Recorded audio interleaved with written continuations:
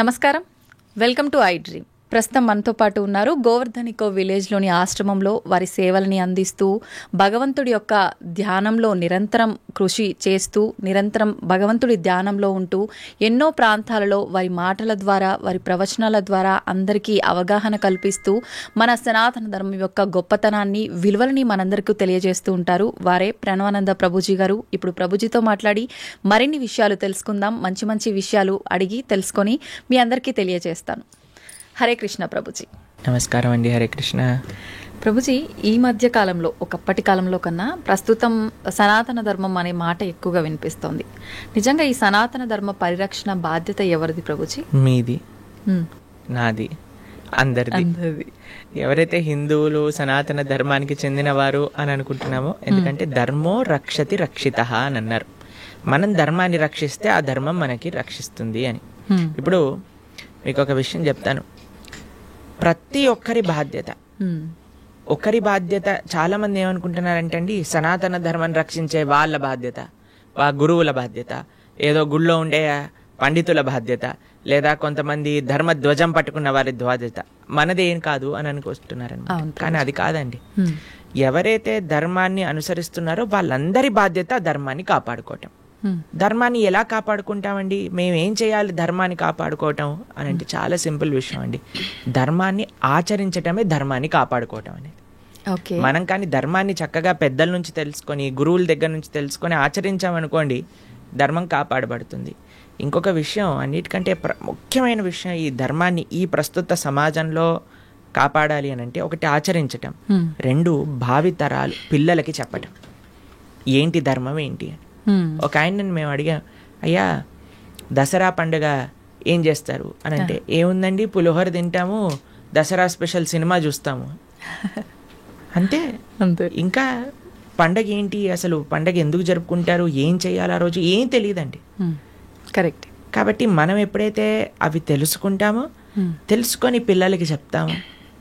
మనకి భాగవతంలో ఒకసారి కృష్ణ బలరాములు నంద మహారాజ్ దగ్గరికి వెళ్ళి, నాన్న ఈ ఇంద్ర పూజ చేస్తున్నారు, ఎందుకు చేస్తున్నారు, శాస్త్రంలో ఎక్కడ రాస్తుంది, ఎలా చెయ్యాలి అని అంటే పూర్తి డీటెయిల్స్ చెప్తారు నంద మహారాజ్. చిన్న పిల్లాడు కృష్ణుడు, అప్పుడు అన్నీ నేర్పిస్తారనమాట. అప్పుడు కృష్ణుడు అంటాడు, మనం ఇంద్ర పూజ చేయొద్దు, మనం ఏ దేవత ఆరాధన చేయకూడదు, మనం గోవర్ధనుడి యొక్క పూజ చేయాలి, మనము సాక్షాత్తుగా గోవర్ధనుడు భగవత్ స్వరూపం, ఆయననే ఆశ్రయించాలి అని చెప్తే అందరూ కూడా కృష్ణుడు మాట విని గోవర్ధన పూజ చేస్తారనమాట.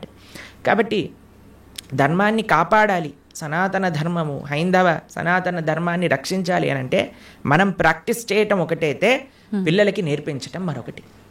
ఓకే. ఈ రెండూ కూడా చాలా చాలా ముఖ్యం మనకి ఈ సమాజంలో సనాతన ధర్మ పరిరక్షణ చేయటము. ప్రభుజీ, మనం ఇవి ఆచరించాలి అని అంటే తెలుసుకోవాలి, తెలుసుకున్నవి ఆచరణలో పెట్టాలి అని అంటే మనం నిత్యం అంటే పొద్దున్న లేచిన దగ్గర నుంచి భగవంతుని స్మరణలో ఉండాలా? అసలు ఎవరిని స్మరించుకోవాలి, ఏ రకంగా స్టార్ట్ చేయాలి డే? చూడండి, ఒక రోజు మనకు వచ్చింది అంటే అది భగవంతుడి యొక్క కృప వల్లే కదండి. అవును. ఈ రోజు మనకి జన్మ వచ్చింది అని అంటే స్వామిని స్మరించాలి. హరి హరి హరి హరి అని అంటాం మనం, హరి అష్టకము అని అంటాం అనమాట. హరినామస్మరణతో ప్రారంభం చేయాలి రోజు అని చెప్తారు. భగవంతుడికి, మన ఆచార్యులకి, గురువులకి అందరికీ ఒకసారి నమస్కారం చేసుకోవాలి. పృథ్వీని నమస్కరించాలి, ఎందుకంటే ఆవిడ మన జనని. కానీ ఆవిడ మనల్ని భరిస్తుంది కదండి. మనం ప్రతిరోజు అడుగు పెడుతూ ఉంటాం పృథ్వీ పైన, వివిధ రకములైన కృత్యములు చేస్తూ ఉంటాం అనమాట. కాబట్టి ఫస్ట్ లేవంగానే, ఎంతమందికి అలవాటు ఉందో లేదో తెలియదు కానీ ఫస్ట్ లేవంగానే భూమాతను స్మృశించాలి.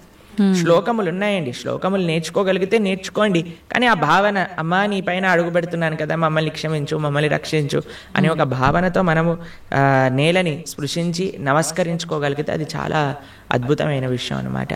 దాని తర్వాత మనం భగవంతుని స్మరించి పృథ్వీని స్పృశించి నమస్కరించుకొని మన గురువులకి, ఆచార్యులకి నమస్కారం చేసుకొని, మీకు ఒక విషయం చెప్తాను. అన్నిటికంటే ముందు 2 అక్షరాలతో ప్రారంభమయ్యేది రోజు పూర్వకాలంలో, హరి అని. ఇప్పుడు కూడా 2 అక్షరాలతో ప్రారంభం అవుతుంది, కాఫీ అని. కరెక్ట్. కాఫీ అనకుండా పక్కన పెట్టి హరి అనటంలో నిద్ర లేవాలి. ఓకే. నిద్ర లేసిన వెంటనే స్నానం ఆచరించాలి. మీకు ఒక విషయం తెలుసా అండి, స్నానం అనేది సనాతన ధర్మంలో చాలా ముఖ్యమైన విషయం. మనము చాలా మందికి అర్థం కాదండి, స్నానం లేకుండానే రోజును ప్రారంభం చేసేయటము, వంటింట్లోకి వెళ్ళిపోవటము, తర్వాత టిఫిన్ చేసేయటము, ఇలాంటివన్నీ చేస్తూ ఉంటారు. చాలా పెద్ద తప్పది. మనం ప్రొద్దున లేవంగానే భగవంతుని స్మరించుకొని ముందు చేయవలసింది స్నానము. స్నానంలో కూడా గంగే చ యమునే చైవ గోదావరి సరస్వతి నర్మదే సింధు కావేరి జలేస్మిన్ సన్నిధిం కురు, అన్ని నదులను కూడా గంగా జలమును యమునా జలమును మనం స్మరించుకొని స్నానం ఆచరించాలి. మీకు ఇంకొక విషయం చెప్తాను, చాలామందికి తెలియని విషయం.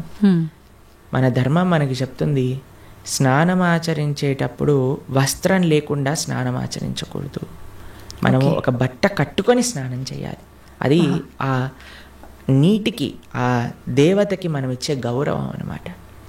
కాబట్టి స్నానం ఆచరించేటప్పుడు అపవిత్ర పవిత్రోవ సర్వావస్థాన్ గతోపివ యత్స్మరేత్ పుండరీకాక్షం సబాహ్యాభ్యంతర శుచి పుండరీకాక్ష పుండరీకాక్ష పుండరీకాక్షాయ నమః. శ్రీ విష్ణు శ్రీ విష్ణు శ్రీ విష్ణు భగవన్నామ. ప్రొద్దున లేచినప్పటి నుంచి భగవన్న, స్నానం ఆచరించేటప్పుడు భగవన్న, భగవంతుడి ముందుకెళ్ళి భగవన్న, రోజంతా భగవన్న. ఎంత మనము భగవంతుడి యొక్క నామంతో మనం కనెక్షన్లో ఉన్నామనుకోండి, అంత మనకి స్పిరిచువల్ ఎనర్జీతో మనం రీఛార్జ్ అయిపోతాం అనమాట. మనకు ఆ స్ట్రెంగ్త్ వస్తుంది. మన రోజులో ఉండే ఆ ఒడిదుడుకులు అన్నీ ఉంటాయి కదండి, వాటన్నిటిని ఎదుర్కొనే ఒక శక్తి మనకి భగవన్నామస్మరణతో వస్తుందన్నమాట. కాబట్టి ప్రొద్దున లేచాక హరినామస్మరణ, దాని తర్వాత చక్కగా మనం చేయవలసినది స్నానము, దాని తర్వాత భగవద్ ఆరాధన. ఇవి చేసేసుకున్నాం అనుకోండి, మనం ప్రొద్దున లేవంగానే ఫోన్కి ఛార్జింగ్ పెట్టేస్తాం కదా, అలా మన శరీరం ఛార్జ్ అయిపోతుంది ఇవి చేసేసుకున్నా. దాని తర్వాత రోజులో ఉండే మన కార్యక్రమాలన్నీ కూడా మనం చేసుకుంటూ ఉండొచ్చు అనమాట. ఓకే. అయితే ప్రభుజీ, మనం ఆచరించే స్నానం ఎంతో ఇంపార్టెంట్ అని చెప్పి మీరు చెప్పారు.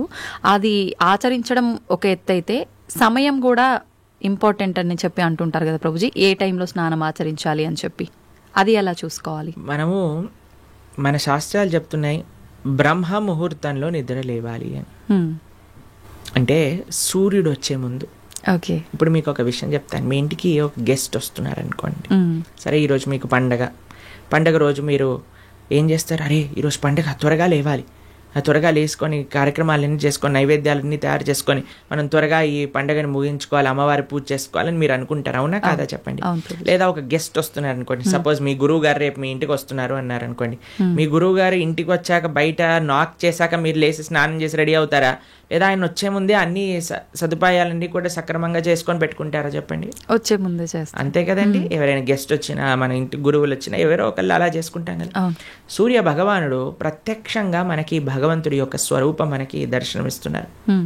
ఆయన ప్రతిరోజు ఉదయించే ముందే మనం నిద్ర లేవాలి, దాన్ని బ్రహ్మ ముహూర్తము అని అంటారు.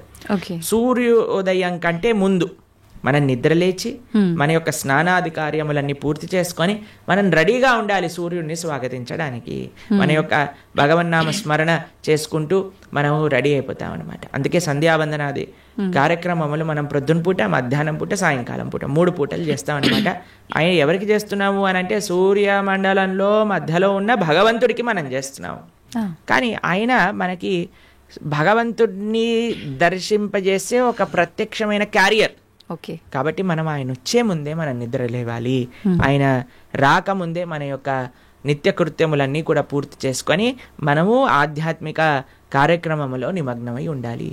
ఓకే. మీరు చూడండి, ప్రొద్దున పూట లేవటం అనేది అటు మన ఆరోగ్యరీత్యా, అలానే సామాజిక పరంగా, అలానే మన ఆధ్యాత్మికంగా, శారీరకంగా, అన్ని మానసికంగా అన్ని విషయములలో మనకి మంచి చేస్తుంది. అందుకే early to bed and early to rice keeps a man healthy, wealthy and wise అని అన్నారు. కాబట్టి ప్రొద్దున పూట బ్రహ్మ ముహూర్తంలో నిద్ర లేచి స్నానం ఆచరించవలే. ఇది ప్రతి సనాతన ధర్మానికి సంబంధించిన వారు తప్పక ఆచరించాల్సిన ఒక పద్ధతి. ఓకే. అయితే ప్రభుజీ, మనం మాట్లాడుకున్న దాంట్లో ఇంకొకటి భగవంతుడి ఆరాధన. చాలా వరకు అంటే ఇంట్లో మగవారు పూజ చేస్తేనే మంచి ఫలితం పొందుతారు అని చెప్పి ఈ మధ్య కాలంలో చెప్తున్నారు.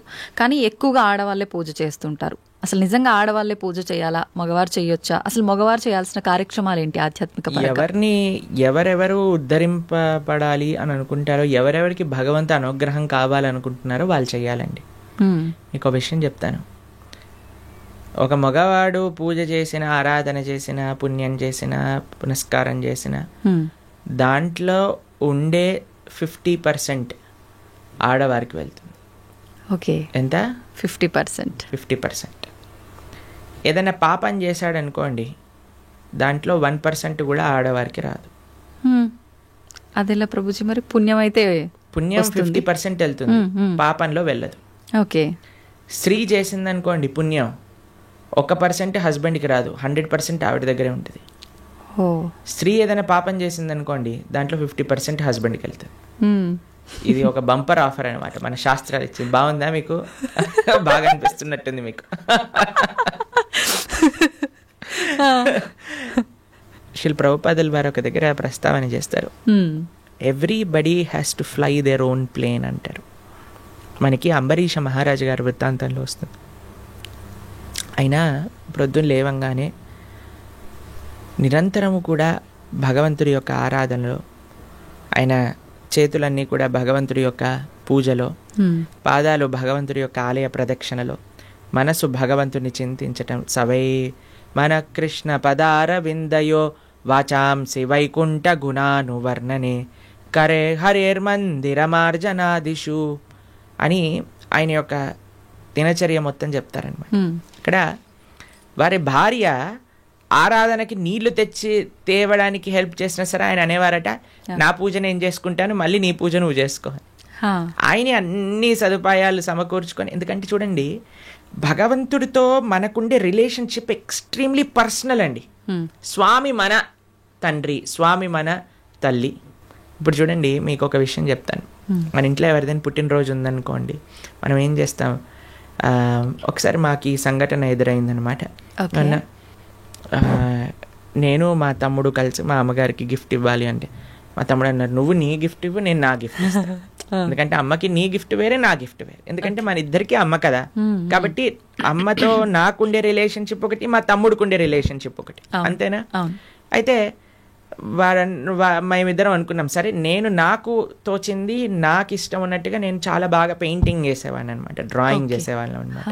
అయితే నేను ఇచ్చేస్తాను, నేను ఏదో ఒకటి స్కెచ్ చేసిస్తాను అంటే మా తమ్ముడు అన్నాడు, నేను ఏదో ఒకటి తయారు చేస్తాను, ఏదో ఒక బొమ్మ లాంటిది ఏదో ఒకటి తయారు చేస్తాను, ఇస్తాము అని ఇద్దరం వేరు వేరు చేసి ఇచ్చామన్నమాట. అంటే ఎందుకు అని అంటే మనకి మన ప్రేమను వ్యక్తపరచుకునే మార్గం ఒకటి, ఒక ఇంట్రెస్ట్, ఒక టాలెంట్, ఒక way of expressing hour love ఉంటుంది, అంతే కదా? అలానే భగవంతుడితో కూడా ఒక భర్త తన కర్తవ్యం, అరే నేను భగవంతుడి యొక్క మార్గంలో, నాకు భగవంతుడు అవసరము, అందరికీ భగవంతుడు అవసరమే కదండి. ఆయన అందరికీ తండ్రి, తల్లి, పిత, పరమాత్మ అందరికీ ఆయనే. కాబట్టి మనం ఎలా ఆలోచించాలి అని అంటే, ఒక హస్బెండ్ తన ఆరాధన తాను చేసుకోవాలి, ఒక వైఫ్ తన ఆరాధనలోకి సంబంధించిన విషయములని సమకూరుస్తుంది, వంట చేసిస్తుంది, పూలమాలలు కట్టిస్తుంది. దాని తర్వాత వారి హస్బెండ్ వెళ్ళిపోయాక వైఫ్ తన ఆరాధన తాను చేసుకుంటుంది, పిల్లలు వచ్చి దండం పెట్టుకుంటారు, ఏదో అమ్మ నాన్నలకి ఇద్దరికి హెల్ప్ చేస్తారు, అందరు కలిసి ఆరాధన ఒకటి ఉంటుంది, ఒక్కొక్కళ్ళు కలిపి ఆరాధన ఉంటుంది అన్నమాట. కాబట్టి ఏదో స్త్రీలు చేస్తే ఇల్లంతా బాగైపోతుంది అనే భ్రమలో నుంచి బయటపడండి, మీకు 1% పుణ్యం రాదు. కాబట్టి జాగ్రత్తగా మీ పూజ మీరు చేసుకోండి, మీరు బాగుపడాలి అని అనుకుంటే. కాబట్టి పురుషులు తప్పకుండా ఆరాధన చేయాలి. పురుషులు ఆరాధన చేస్తున్నారు కదండి, స్త్రీలు వదిలేయకూడదు. పురుషుడి ఆరాధన పురుషుడికి, స్త్రీ ఆరాధన స్త్రీ, పిల్లల ఆరాధన పిల్లలకి, అందరికి. ఇప్పుడు చూడండి, ఇంటి పెద్ద తింటే మిగతా వాళ్ళందరికీ కడుపు నిండిపోతుందా? లేదు, ఎవరికి వాళ్ళు తినాల్సిందే, అంతే కదండి. మీరు అంటారు కదా, అయ్యా మీరు తినండి, అయ్యా మేము పర్వాలేదు, మీరు తింటే మాకు తిన్నట్టే అని అంటారా? లేదా మీ హస్బెండ్ వచ్చి అమ్మ నువ్వు తినేసి నాకేం పర్వాలేదు, నువ్వు తింటే నేను తిన్నట్టే అంటారా? కాదు కదా. ఎవరెవరికి శక్తి కావాలంటే వారు వారు భోజనం చేయాలి. అలానే మనం కూడా మనకి శక్తి కావాలి, మనకి భగవంతుడి యొక్క కృప కావాలి అంటే మనం భోజనం చేస్తే ఎలా అయితే మనకి శక్తి వస్తుందో మనము ఆరాధన చేసుకుంటే అలా మనకి భగవంతుడి యొక్క కృప అనేది లభిస్తుంది. ఓకే ప్రభుజీ, చాలామంది ఏదైనా మంచి జరిగినా చెడు జరిగినా నా అదృష్టం బాగాలేదు, నా రాత ఇంతవరకే ఉంది, భగవంతుడు ఇలా రాశాడు అని చెప్పి అంటూ ఉంటారు. నిజంగా అంటే మన చేతిలో ఏముండదా, మనం చేసే పనులను బట్టి మన లైఫ్ని డిసైడ్ చేసుకోవడం? భగవంతుడు పుట్టినప్పుడే అవన్నీ డిసైడ్ చేసి ఇలా అని చెప్పి చూస్తాడా? మనకి ఒక సర్కమ్స్టెన్స్ ఇస్తాడండి భగవంతుడు. చాయిస్ ఎప్పుడు మన చేతుల్లోనే ఉంటుంది, మనం ఏం చేయాలి అని. ఫర్ ఎగ్జాంపుల్ మీకు ఒక విషయం చెప్తాను. ఒకరికి ఇల్లు రాసుంది, ఒకళ్ళి ఇల్లు మీకు మీ జీవితంలో కలుగుతుంది అని రాసి ఉంటుందండి, కానీ ఆ ఇంట్లో ఏం చేస్తారనేది మీ చేతుల్లో ఉంది. ఓకే, ఇల్లు వస్తుందనే వరకు మాత్రమే మన చేతుల్లో ఉంది. ఇంట్లో ఏం చేస్తాం, మనం ఒక చక్కటి పూజ చేసుకుంటామా, పునస్కారం చేసుకుంటామా, లేదా 10 మందిని పిలిచి మందు పోసి డాన్స్లు వేస్తామా అనేది మన చేతుల్లో ఉంది. మీరు కానీ మంచి ఆరాధన చేసుకున్నారనుకోండి, ఆ పుణ్యాన్ని బట్టి మీకు నెక్స్ట్ ఏమవుతుందో రాసింది. లేదు మనం తప్పు చేసామనుకోండి, ఆ తప్పు బట్టి నెక్స్ట్ కర్మ ఏర్పడుతుంది అనమాట. What is return is what you will get. మనకేం వస్తుంది అని, దాంతో మనం ఏం చేస్తాము అనేది రాసలేదు, అది మనకు వదిలేశాడు భగవంతుడు. మన విచక్షణతో మంచి మనస్సుతో మనం దాన్ని ఆచరణ చేయాలి. అంటే మన చేతిలో ఉన్నట్టే, 100% మన చేతుల్లో ఉంది. ఇప్పుడు అంటుంటారు కదా, పరిస్థితులను బట్టి ఇంట్లో వాతావరణాన్ని బట్టే పిల్లల బుద్ధులు కూడా అని చెప్పి, ఇప్పుడు ఇది కూడా అలాగే భగవంతుడు మనకు ఒక ప్లాట్ఫామ్ ఇచ్చి వదిలేశారు, ఎలా అనేది మన చేతుల్లోనే ఉంది. ఇప్పుడు మీకు ఒక ఫోన్ ఇచ్చారనుకోండి, ఫోన్ ఇచ్చారు, ఫోన్తో మీరు ఏం చేయొచ్చు అనేది మీ చేతుల్లో ఉంది. ఒకళ్ళు ప్రవచనమైనా అయినచ్చు, లేదా పిచ్చి పిచ్చి సీరియళ్ళు సినిమాలైనా చూడొచ్చు. ఫోన్ రావటం మన చేతుల్లో ఉంది, దాంతో ఏం చెయ్యాలి మీ చేతుల్లో. ఇప్పుడు మీరేం చేస్తారు, పిల్లల్ని స్కూల్లో వేస్తారు, మంచి స్కూల్ చూస్తారు, అరే ఈ పిల్లలు మంచి చదువుకోవాలి, మంచి స్కూల్లో చదువుకుంటే వాళ్ళు మంచి మార్గంలోకి వెళ్తారు, కష్టమైనా ఏదైనా సరే కష్టపడైనా సరే వాళ్ళని మంచి స్కూల్లో జాయిన్ చేస్తారు. మంచి స్కూల్లో జాయిన్ చేశాక వాడు చదువుతాడా లేదా అనేది ఎవరిపైన నిర్ధారణ పడి ఉంటుందండి? వాళ్ళపైన. ఒక స్కూల్లో ఒక టీచర్ 10 మందికి ఒకటే రాగంగా చదువు చెప్తుంది, కానీ ఒక్కొక్కరు ఒక్కొక్క విధానంగా చూసుకుంటారు. ఎందుకు? వాళ్ళ శ్రద్ధ బట్టి. ఓకే. అలానే మన జీవితంలో కూడా ఏమీ నీ దగ్గరకు వస్తుంది అనేది రాసి ఉంటుంది, దాన్ని ఎలా యూజ్ చేస్తావు అనేది నీ చేతుల్లో ఉంది. ఓకే ప్రభుజీ, అంటే దీని ఆధారంగా తీసుకుంటే అంతా మంచిగా ఎక్కువ డివోషనల్ సైడ్ ఉండి అన్ని మంచి పనులు చేసి న్యాయంగా ఉన్న వాళ్ళు కూడా చాలా మంది ఇబ్బందులు పడుతున్న వాళ్ళని కూడా చూస్తున్నాం కదా, మరి భగవంతుడు అలాంటి వాళ్ళకి ఎందుకు సపోర్ట్ చేయడంటారు? మీకు ఒక విషయం చెప్తాను, చాలా జాగ్రత్తగా ఆలోచించవలసిన విషయం. నిజంగా ధార్మికంగా, నిజంగా ఆధ్యాత్మికంగా ఉంటే వాడెప్పుడు నాకు ఇబ్బంది వచ్చిందని అన్నాడు. మీకు ఒక విషయం చెప్తాను, మా అమ్మమ్మ ఆవిడ పెద్దజీయర్ స్వామి వారి యొక్క శిష్యులు అనమాట. అయితే చాలా వృద్ధురాలు, 85 years దాటిపోయి ఉంటుంది. నడిచేటప్పుడు ఇలా వంగిపోయి నడుస్తారనమాట, మొత్తం ఇలా కిందికే చూస్తారు ఆల్మోస్ట్గా. చాలా ఆరోగ్యం అస్సలు బాగుండదన్నమాట. అయితే మాకు ఒకసారి ఫోన్ చేశారు.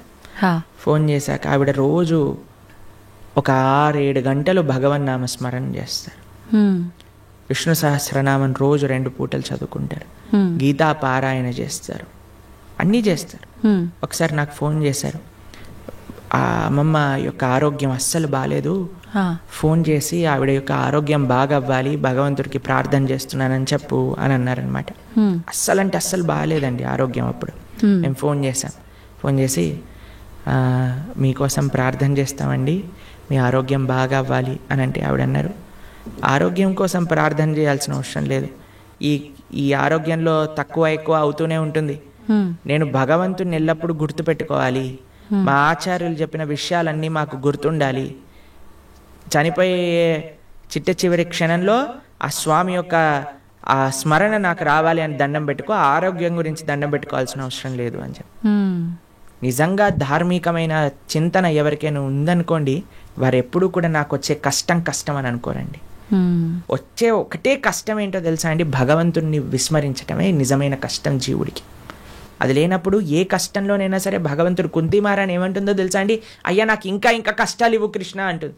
ఎందుకో తెలుసా, కష్టాలు ఇచ్చినప్పుడు నిన్ను గుర్తొస్తున్నారు, మాకు సుఖాలు వచ్చాయనుకో నిన్ను మర్చిపోతాం.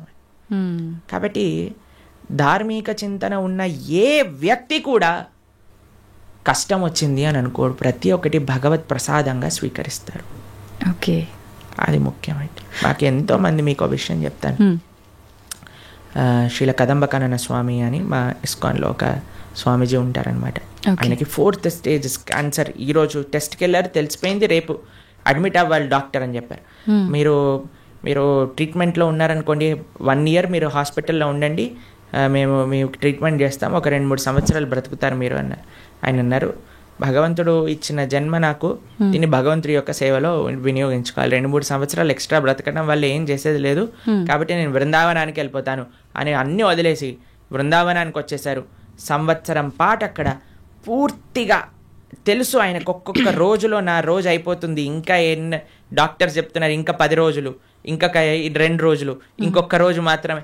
బిందాస్గా కూర్చొని చేర్పైన వాళ్ళ శిష్యులందరికీ కూడా ఉపదేశం చేసి కీర్తన చేస్తూ భగవన్నామ స్మరణ చేస్తూ విగ్రహాలు ముందే పెట్టుకొని రోజు ఆరాధన చేస్తూ చిట్ట చివరి రోజు కూడా నవ్వుతూ బ్రహ్మాండంగా ఆనందంగా ఆ మృత్యు యొక్క ఒడిలోకి, అంటే భగవద్భక్తులకు మృత్యు రాదండి, శ్రీకృష్ణ పరమాత్మ డైరెక్ట్గా వస్తారనమాట.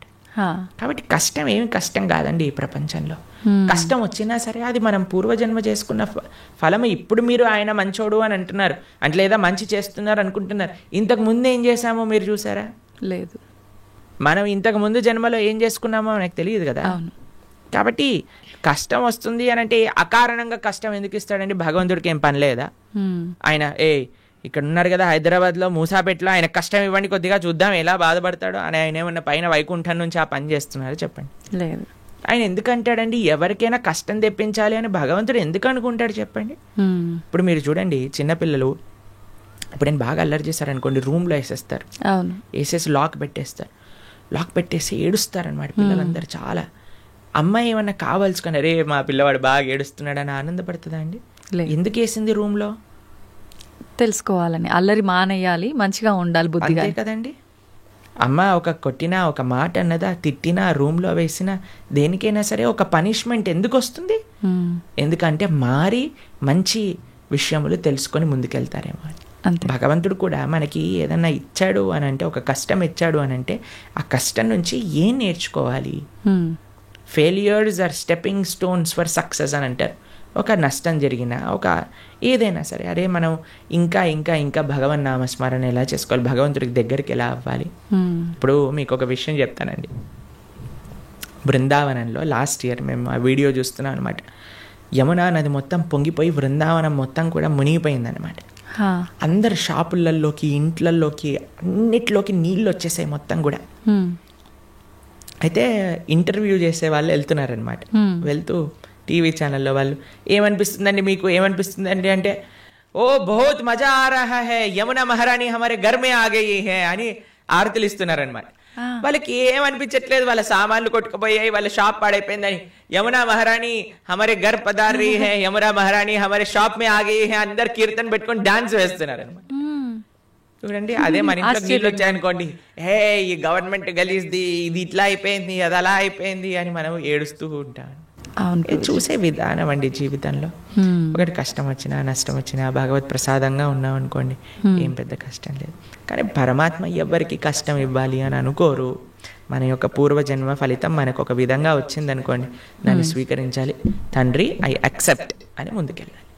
ఓకే ప్రభుజీ, ఇప్పుడు మీరు చెప్పినట్టుగా అమ్మమ్మ గారి విషయం అయితే కానీ, గురువు గారి విషయం ఒకటి చెప్పారు, అదైతే ఏంటి, ఇప్పుడు యమునా నది గురించి చెప్పింది.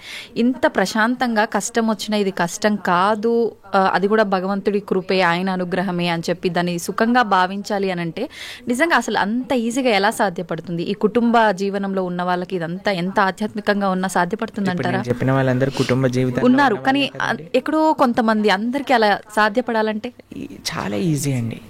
భగవంతుడి పైన నమ్మకం ఉండాలి అంతే, ఇంకేం అవసరం లేదు. ఇప్పుడు మీకు ఒక విషయం చెప్తానండి. మీ డాటర్స్ ఉన్నారు, మీ డాటర్స్కి మా అమ్మ నాన్న నాకు చేసింది మంచి అని అనుకుంటే మీరు ఏమన్నా సరే వాళ్ళు యాక్సెప్ట్ చేస్తారు, మీ మాట వింటారు. వాళ్ళు అనుకున్నారనుకోండి, మా అమ్మకి ఏం తెలుసు నా గురించి, నాకు బాగా తెలుసు, నాకు ఏది మంచో ఏది చెడు అని అంటే మీరు ఏమంటారండి మీ పిల్లల్ని చూసి? అరే ఇంత చిన్న పిల్లలు రా, మీకేం తెలుసు మంచి చెడు అంటే ఏంటో, అదే అనుకుంటాం కదా. కాబట్టి మనకి ఎలా తెలుస్తుందండి మంచి అంటే చెడు అంటే ఏంటి అని? అరే భగవంతుడి పైన, అరే భగవంతుడికి తెలియదు ఉంటుందా చెప్పండి? లేదు. స్వామి మనల్ని సృష్టించిన వ్యక్తి, ఆయనకి తెలియదా అండి మనకి మంచి ఏది చెడు ఏది అని? ఆయన పైన నమ్మకం ఉండాలంటే, స్వామి మారోబి రాకోబి, నువ్వేం చేసినా నాకు మంచి చేస్తావు, నమస్కారం అనండి అంతే. ఇంకా ఏం జరిగినా సరే మనం దాన్ని తీసుకోగలము. ఆ భక్తి, ఆ శరణాగతి భగవంతుడి పైన ఉండాలంతే. ఓకే ప్రభుజీ, మన హిందూ ధర్మం విషయానికి వస్తే కొన్ని కోట్ల దేవతలు రకరకాల రూపాలుగా ఆరాధిస్తారు. ఎందుకని? భగవంతుడు ఒక్కడే కదా, ఇన్ని రూపాలుగా ఎందుకు ఆరాధించాలంటారు? భగవంతుడు ఎన్నో రూపాల్లో లేడండి, భగవంతుడు ఒక్కడే. గోవిందం ఆది పురుషం తమహం భజామి ఆ స్వామి ఇప్పుడు చూడండి, మన కంట్రీ తీసుకున్నాం అనుకోండి, ఒక ప్రైమ్ మినిస్టర్ ఉంటాడు. ఆ ప్రైమ్ మినిస్టర్ యొక్క క్యాబినెట్లో మిగతా మంత్రులు ఉంటారనమాట. ఆ మంత్రుల యొక్క ఆఫీస్లో చాలా మంది పనిచేస్తూ ఉంటారు. ఇదంతా కలిపి మనం ఒక గవర్నమెంట్ అంటాం, అంతేనా? అలానే భగవంతుడు ఒక్కడే ఉంటాడు, ప్రైమ్ మినిస్టర్ ఒక్కడే ఉన్నట్టుగా భగవంతుడు ఒక్కడే ఉంటాడు. ఆయన యొక్క మినిస్ట్రీలో చాలా మంది మంత్రులు ఉంటారనమాట. ఒకడు వాటర్ డిపార్ట్మెంట్, వరుణుడు చూసుకుంటాడు. ఆ తర్వాత హోమ్ మినిస్ట్రీ ఇంద్రుడు చూసుకుంటాడు. లేదా మెయింటెనెన్స్ ఒక డిపార్ట్మెంట్, డిస్ట్రక్షన్ ఒక డిపార్ట్మెంట్, ఫైర్ ఒక డిపార్ట్మెంట్, ట్రెజరీ, ఫైనాన్స్ ఒక డిపార్ట్మెంట్. అట్లా ఒక్కొక్క దేవత దగ్గర ఒక్కొక్క డిపార్ట్మెంట్ ఉంది. దాని కింద చాలా మంది పనిచేస్తూ ఉంటారు. కానీ స్వామి ఏం చేస్తుంటారు? స్వామి ఇవన్నీ పట్టించుకోడండి పెద్దగా. స్వామి యొక్క పాదాలకు ఉండే ఒక ధూళి యొక్క కణం యొక్క కాంతి ప్రపంచాన్ని మొత్తం నడిపించేది, అంత శక్తి భగవంతుడి దగ్గర ఉంది. భగవంతుడు ఏం చేస్తాడు? కేవలం తన భక్తులతో తాను లీలలు చేస్తూ ఉంటారనమాట. తన భక్తుల యొక్క ప్రేమను ఆస్వాదన చేస్తూ ఉంటారు. స్వామి పెద్దగా సృష్టి చేసి పద ఈరోజు భూమిని సృష్టి చేద్దాం, పద ఇక్కడ ఇది చేద్దాం అది చేద్దాం, ఆయన ఏం పట్టించుకోడు. ఆయన తన భక్తులు ఎక్కడెక్కడ ఎత్ర గాయంతి మద్భక్త తత్ర తిష్టామి నారద, తన భక్తులు రక్షించుకోవడానికి, తన భక్తుల్ని కాపాడుకోవడానికి, తన భక్తుల యొక్క ప్రేమను స్వీకరించడానికి స్వామి చేస్తూ ఉంటారు. మిగతావన్నీ ఆయన సిస్టమ్, ఒక సిస్టమ్ పెట్టేశారనుకోండి, ఆ సిస్టమ్ నడుస్తూనే ఉంటుంది. అలా భగవంతుడి యొక్క మినిస్ట్రీలో ఎంతో మంది దేవతలు ఉన్నారు. ఆ దేవత ఆ పని చేస్తూ ఉంటుంది. భగవంతుడు ఒక్కడే, దేవతలు చాలా మంది. దేవతలందరూ కూడా భగవంతుడి కింద ఆయన యొక్క సేవ చేస్తూ ఉన్నారనమాట. అది విశేషం. ప్రభుజీ, పుట్టుక చావు ఈ రెండు సృష్టి ధర్మం అందరికీ తెలిసిన విషయమే. పుట్టినప్పుడు ఎంతైతే సంతోషపడతామో మరణం సంభవిస్తుంది అని తెలిసినప్పుడు అంతే ఎక్కువగా బాధపడతాం. అయితే కొంతమందికి ఇందాక మీరు చెప్పినట్టుగా ముందే డాక్టర్లు డిసైడ్ చేస్తారు ఇన్ని రోజుల కంటే ఎక్కువ బ్రతకరని. అలాంటి సందర్భాల్లో కూడా అసలు వాళ్ళు ఆ న్యూస్తో ఎక్కువ ఇబ్బంది పడి తొందరగా పోయే వాళ్ళు కూడా ఉన్నారు. అసలు వీటన్నిటి గురించి భగవద్గీతలో ఏం చెప్తారు? ఎవరికైతే తన పైన కాన్ఫిడెన్స్ లేదో వాడు భయపడాల్సిందే కదండి. మనం చేసిన పాపాలు, మనకుండే అనుబంధాలు ఎక్కువ ఉన్నాయనుకోండి, ఆ జీవుడు చాలా కష్టపడతాడు పోవడానికి. ఇప్పుడు అందరికీ భయం ఏంటండి? చావే కదా భయం. రోగం రాకూడదు, తర్వాత ముసలి వాళ్ళు అవ్వకూడదు, అందుకే కదా ఎక్కడిచ్చిన వైట్ హెయిర్ వచ్చేసిన పెయింట్ వేసేస్తాము. దాని తర్వాత మిగతా అన్ని మేకప్ డిపార్ట్మెంట్లు ఇవన్నీ ఎందుకు ఇంత ఫ్లరిష్ అవుతున్నాయంటే జనాలకి ఒకటే ముసలితనం వద్దు, రోగం వద్దు, చావద్దు. ఈ మూడింటిని తప్పించుకోలేము. ఇదే జీవితం అంటే. ఎంత మనం కవర్ వేసినా, ఎంత మనం ఏది చేసినా సరే మన యొక్క ఆ వయస్సు ముందుకు వెళ్ళిపోతూనే ఉంటుందండి. మనకి రోగగ్రస్తుని అవ్వాల్సిందే. కోటీశ్వరుడికి కరోనా రాదు, లేదండి మేము జస్ట్ మిడిల్ క్లాస్కి వస్తామంటుందా? అది ఎవరికైనా వస్తుంది, కంపల్సరీ బాధపడాల్సిందే. అందుకే ఈ ప్రపంచం అంటారు, ఈ ప్రపంచంలో అన్నిటినీ అడ్జస్ట్ చేయడానికి చూడకు అని అంటారు. జన్మ మృత్యు జరా వ్యాధి దుఃఖ దోషాను దర్శనం. ఈ దుఃఖములు అనేవి ప్రతి ఒక్కరికి ఈ ప్రపంచంలో ఉంటాయి. మనం ఆలోచించవలసింది ఏంటి అని అంటే, అరే ఈ దుఃఖాలే రాకుండా దీన్ని ఆపాలని ప్రయత్నం చేయక ఇది వస్తూనే ఉంటాయి, కానీ దీనికి పర్మనెంట్ సొల్యూషన్ ఏమిటి? ఇప్పుడు మీకు ఒక విషయం చెప్తాను. కొన్నిసార్లు శరీరం పైన పుండ్లు వస్తాయి, బాయిల్స్ అని అంటారు. వాటికి ఒక టెంపరీ ట్రీట్మెంట్ ఏంటి? డాక్టర్ దగ్గరికి వెళ్ళాను అనుకోండి, అది కట్ చేసేస్తారు. ఆ ప్రదేశంలో ఇలా ఒక ఆయింట్మెంట్ రాసేసి కట్టేసేస్తారు అనమాట. ఇక్కడ పోతుంది, ఇక్కడ వస్తుంది, ఇక్కడ పోతుంది, ఇక్కడ వస్తుంది, ఇక్కడ పోతుంది, ఇక్కడ వస్తుంది, ఇక్కడ పోతుంది, ఇక్కడ వస్తుంది. అది ప్రతిసారి వచ్చినప్పుడల్లా కట్ చేసేసుకొని ఆయింట్మెంట్ రాసేసుకొని పూసేసుకోవటం ఇదొకటి. లేదు, ఇంకొద్దిగా డీప్గా వెళ్ళామనుకోండి, అసలు ఎందుకు ఇది వస్తుంది ఇన్ఫెక్షన్ అని అంటే బ్లడ్లో ఇంప్యూరిటీస్ ఉన్నాయి. సరే, let me cleanse my blood, ఆ రక్తాన్ని క్లెన్స్ చేద్దాం అని ఆ క్లెన్జింగ్ ప్రాసెస్తో ఉన్నారనుకోండి, పర్మనెంట్గా అసలు బాయిల్సే రావు కదా. అవును, మనం ఏం చేస్తున్నాం? మరమ్మత్తు చేస్తున్నాం, చిన్న చిన్న మరమ్మతులు చేస్తున్నాం అనమాట. పుండెని ఊదుతున్నాం మనం. అరే పుండే రాకుండా చూసుకో అని ఆధ్యాత్మిక మార్గం చెప్తాం. కాబట్టి మనం ఏం చేయాలి? ఆ బ్రహ్మభువనాలోక పునర్ ఆవృత్తినో అర్జున మాముపేత్యతు కౌంతయ్య పునర్జన్మన. భగవంతుణ్ణి ఆశ్రయించాలి. భగవంతుణ్ణి చేరుకున్న వాడికి ఎప్పుడు మళ్ళీ ఇలాంటి కష్టములు రావు. అందుకే జన్మ మృత్యు ఇవన్నీ కృష్ణుడు భగవద్గీతలు చెప్పారు. పుట్టిన ప్రతివాడు చావక తప్పదు, చచ్చిన ప్రతివాడు పుట్టక తప్పదు. ఎప్పటి వరకు? భగవంతుడి దగ్గరికి వెళ్ళనంత వరకు. అందుకే మన మానవ జన్మ యొక్క ప్రయోజనం ఏంటి అంటే స్వామి దగ్గరికి వెళ్ళి స్వామి యొక్క సేవ చేయటము. ఓకే, ప్రభుజీ, భగవద్గీత అంటే ఇప్పుడు చాలా వరకు చనిపోయిన వాళ్ళు దగ్గర మాత్రమే వినిపిస్తోంది. అసలు ఏంటి నిజంగా భగవద్గీత అనేది ఆ సమయంలో మాత్రమే ఉపయోగించుకోవాల్సిన ఒక అంశం అంటారా? భగవద్గీత చనిపోయిన వారి దగ్గర పెట్టడంలో ఉండే అంతరార్థం ఏంటి అని అంటే, వీడు ఎలానో గీత నేర్చుకోకుండా వెళ్ళిపోయాడు, కనీసం మీరైనా మారండ్రా అని చెప్పే ఒక విషయం అనమాట. మీరు చూడండి, చనిపోయిన వాళ్ళ దగ్గర గరుడ పురాణాన్ని వినిపిస్తారు. తెలుసా మీకు ఎప్పుడైనా? గరుడ పురాణాన్ని పారాయణ చేయిస్తారనమాట ఎవరైనా చనిపోయారనుకోండి. గరుడ పురాణంలో ఏముంటుందో తెలుసా? నరకాలు ఎలాంటివి, ఎవరెవరు ఏ ఏ నరకానికి వెళ్తారు, ఏ ఏ తప్పులు చేయటం వల్ల ఆ నరకంలో ఏ ఏ శిక్షలు అనుభవించవలసి వస్తుంది అనేవన్నీ కూడా గరుడ పురాణంలో చెప్పున్నారనమాట. ఎందుకు చెప్తారు చనిపోయిన వాళ్ళ దగ్గర అంటే, మిగతా వాళ్ళైనా కనీసం ఇప్పుడు చూడండి, ఎక్కడికి రాకపోయినా వచ్చినా సరే చనిపోయారు అనేసరికి మొత్తం ఇంటిల్లిపాది ఒక దగ్గరకు వస్తుంది. అప్పుడు వచ్చినప్పుడు ఎప్పుడైతే వాళ్ళు ఈ విషయాలు వింటారో వాళ్ళ జీవితంలో పరాకుగా ఉంటారు అని అర్థం. ఓకే, కనీసం ఆ ఎక్స్పెక్టేషన్స్ అంటారు. ఇప్పుడు చూడండి, మన పోయినవాడు పోతాడు, తర్వాత మధ్యాహ్నం ఏంటి మెన్యూ చెప్పండి, ఏమి ఆర్డర్ చేయాలి కేటరింగ్ నుంచి అని అందరూ కూర్చొని సినిమాలు చూసుకుంటూ హ్యాపీగా 10-15 రకాలు భోజనం చేసి హాయిగా ఎవరింటికి వాళ్ళు వెళ్ళిపోతున్నారు అనమాట. చనిపోయిన వాళ్ళ దగ్గర గీత చెప్పటంలో అంతరార్థం ఏంటి అని అంటే, వాడు పోయాడు, కనీసం నీ జీవితమైనా చక్క పెట్టుకో అని. ఓకే, కానీ చనిపోయినప్పుడు వినవలసింది కాదండి గీత.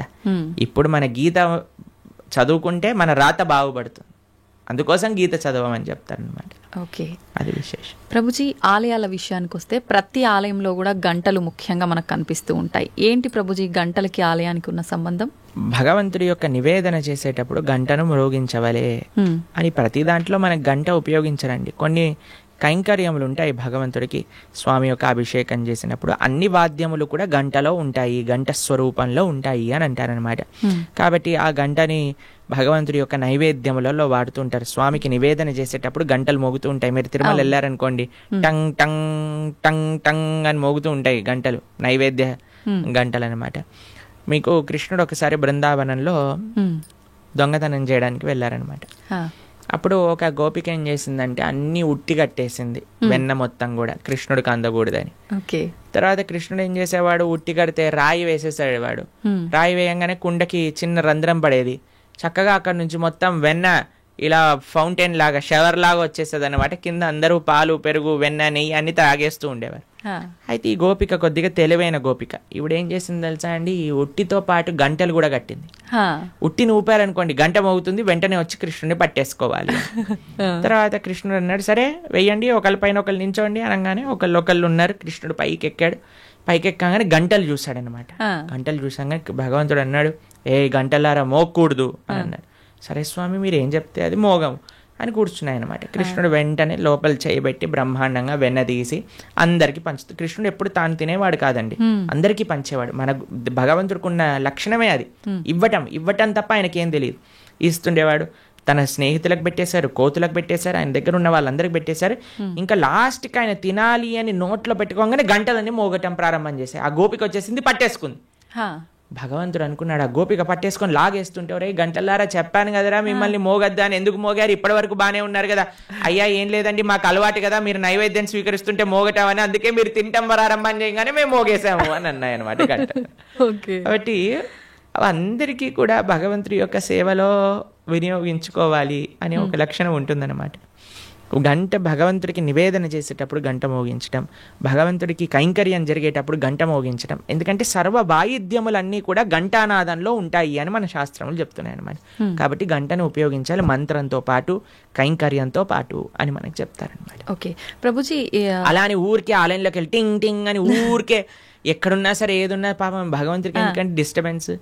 కాబట్టి మనం వచ్చామని ఆయన గంట మోగిస్తేనే మన వైపు చూడడు. మనం మంచి చేస్తే ఆయన నువ్వు గంట మోగించినా సైలెంట్గా ఆలయం బయట నుంచి భగవంతుని చూసినా ఆయన మనల్ని చూస్తారు. ఎందుకంటే ఆయన చెప్పిన మాట వింటున్నాం కాబట్టి.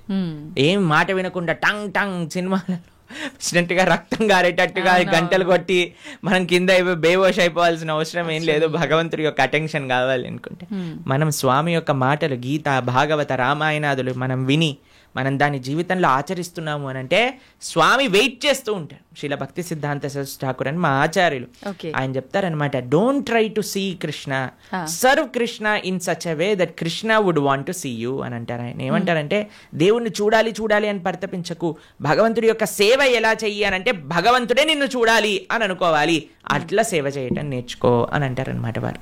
కాబట్టి ఆ విధంగా మనం ఉండేటట్టుగా ప్రయత్నం చేసుకోవాలి. గంట ఆడవాళ్ళు కొట్టకూడదు పూజా సమయంలో హారతి ఇచ్చేటప్పుడు కానీ, పక్కన మగవాళ్ళు గంట కొట్టాలి, ఆడవాళ్ళు హారతి ఇవ్వాలని వింటూ ఉంటాం. నిజంగా గంట ఆడవాళ్ళు కొట్టకూడదు అంటారు? అలాంటివి ఏం లేదండి, భగవంతుడి యొక్క సేవలో అందరు సమానమే. ఇంకొకటి సేవ అన్నారు. భగవంతుడికి భక్తితో మనం చేసే పనులు ఇష్టపడతాడా, లేదంటే సేవ చేస్తే ఎక్కువగా అనుగ్రహిస్తాడంటారా? భక్తితో సేవ చేస్తే ఇష్టపడతారు. పూజల కన్నా సేవని ఎక్కువగా ఇష్టపడతారా? సేవ అంటే భగవంతుడికి చేసే ఆరాధన కూడా సేవనే. శ్రీ విగ్రహ సేవ అని అంటాం. భగవంతుడికి నైవేద్యం సమర్పణ చేయటం సేవనే, లేదా గోవులకి సేవ చేయటం సేవనే, 10 మందికి భగవత్ ప్రసాదాన్ని నివేదన చేయటం సేవనే, 10 మందికి భగవంతుడికి సంబంధించిన విషయములు చెప్పటం సేవనే, ఆలయానికి వెళ్ళటం సేవనే. కాబట్టి భగవంతుడి యొక్క భక్తులకి సేవ చేయటం సేవనే. ఎన్నో రకాల సేవలు ఉన్నాయండి. స్వామి యొక్క ఆరాధన సేవాభావనతో, ఏమి సేవ అంటే ఏంటో తెలుసా అండి? ఇప్పుడు ఏదైనా అపేక్షించామనుకోండి అది బిజినెస్ అవుతుంది, సేవ అవ్వదు.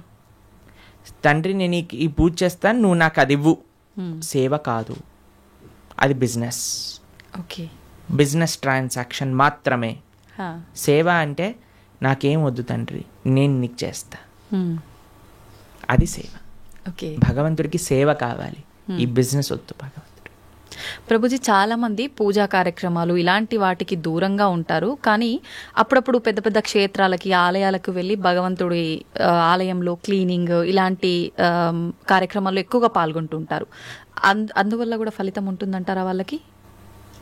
భగవంతుడికి సంబంధించింది ఏ చేసినా ఫలితం ఉంటుందండి, కానీ కన్సిస్టెంట్గా చేయటం వల్ల అది మనకి. ఇప్పుడు చూడండి, ఒక వ్యక్తి అన్నారు అనుకోండి, సంవత్సరంలో 3 సార్లు యోగా చేస్తానండి, దానివల్ల ఏమవుతుందండి? పెద్ద రిజల్ట్ ఏమి ఉండదు కదా. అంతే కదా. కాబట్టి మనము సంవత్సరంలో 3 సార్లు పండగలు వచ్చినప్పుడు మేము ధార్మికం అయిపోతాం, అలా కాదండి. కాన్స్టెంట్గా వాకింగ్ చేశారనుకోండి దాని ఫలితం ఉంటుంది, కాన్స్టెంట్గా యోగా చేశారనుకోండి దాని ఫలితం ఉంటుంది, కాన్స్టెంట్గా భగవన్ నామస్మరణ చేయాలి, కాన్స్టెంట్గా భగవంతుడి యొక్క సేవ చేసుకోవాలి, అప్పుడు మనకి ఫలితం ఉంటుంది అనమాట. అందుకే అహైతుకి అప్రతిహత అని అన్నారు. అహైతుకి భక్తి, అప్రతిహత భక్తి అని అంటే ఏమీ అపేక్ష లేని, భగవంతుడి నుంచి ఏమి అపేక్షించకుండా కన్సిస్టెంట్గా చేసినప్పుడే భక్తి అవుతుంది. అది ముఖ్యం.